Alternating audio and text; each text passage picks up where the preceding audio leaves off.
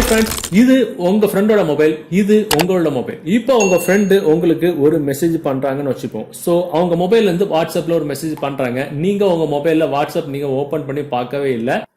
நீங்க உங்க mobile WhatsApp open பண்ணி பார்க்காமலே அவங்க பண்ற மெசேஜை நீங்க இங்க வந்து பாத்துக்கலாம். ஸோ பாத்தீங்கன்னா அவங்க பண்ற மெசேஜ் நீங்க பாத்துட்டீங்க. அவங்களுக்கு அவங்க பண்ண மெசேஜ் நீங்க பார்த்ததாட்ட அவங்களுக்கு ப்ளூடிக் விழவே இல்லை.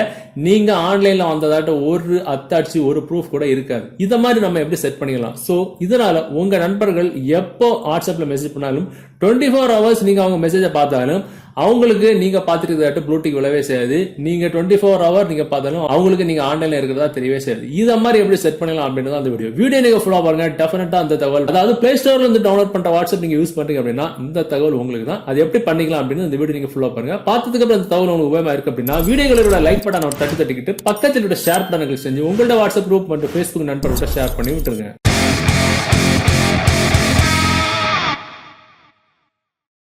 ஓகே, ஆக்சுவலா அந்த ட்ரிக் பண்றதுக்கு ஒரு அப்ளிகேஷன் தேவைப்படும். அந்த அப்ளிகேஷன் டவுன்லோட் பண்ற லிங்க் நீங்க பார்த்துட்டு கூட இந்த யூடியூப் வீடியோக்கு கீழே டிஸ்கிரிப்ஷன்ல இருக்கும். அதுல இருந்து டவுன்லோட் பண்ணிடுங்க. டவுன்லோட் பண்ணி நீங்க ஓபன் பண்ணும்போது உங்களுக்கு ஒரு சில பெர்மிஷன்ஸ் எல்லாம் எனேபிள் பண்ண சொல்லி எல்லா பெர்மிஷனும் எனேபிள் பண்ணி விட்டுருங்க. பெர்மிஷன்ஸ்ல எனேபிள் பண்ணதுக்கு அப்புறம் அதோட இன்டர்ஃபேஸ் மாதிரி அப்படிதான் இருக்கும். ஸோ பாத்தீங்கன்னா கீழே இந்த மாதிரி எனேபிள்னு இருக்கும். ஸோ எனேபிள் மட்டும் பண்ணி விட்டா போதும்.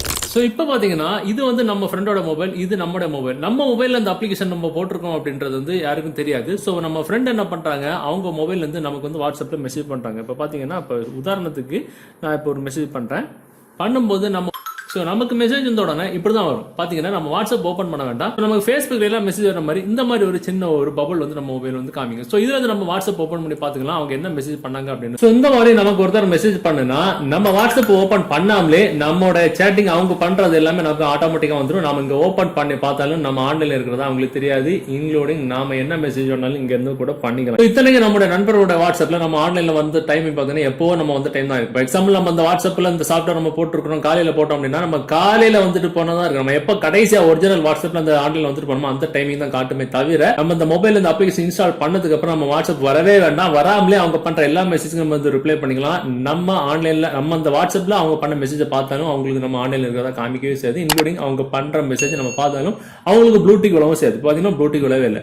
அருமையான ட்ரிக். சோ இதனால உங்க நண்பர்கள் அனுப்புற எந்த ஒரு வாட்ஸ்அப் மெசேஜ் நம்ம பார்த்தாலும் அவங்களுக்கு தெரியக்கூடாதுன்னு நீங்க நினைக்கிறீங்கன்னா இந்த ட்ரிக்கை நீங்க யூஸ் பண்ணி இந்த அப்ளிகேஷன் நீங்க தாராளமா யூஸ் பண்ணலாம். சோ இந்த வீடியோ தகவல் உங்களுக்கு பிடிச்ச மாதிரி உங்க நண்பர்கள் தெரியப்படுத்துறதுக்கு இந்த வீடியோ ஷேர் பண்ணுங்க. மீண்டும் ஒரு நல்ல தகவலை கண்டிப்பா வெயிட் பண்ணிக்கலாம். அது வரைக்கும் பை பாய்.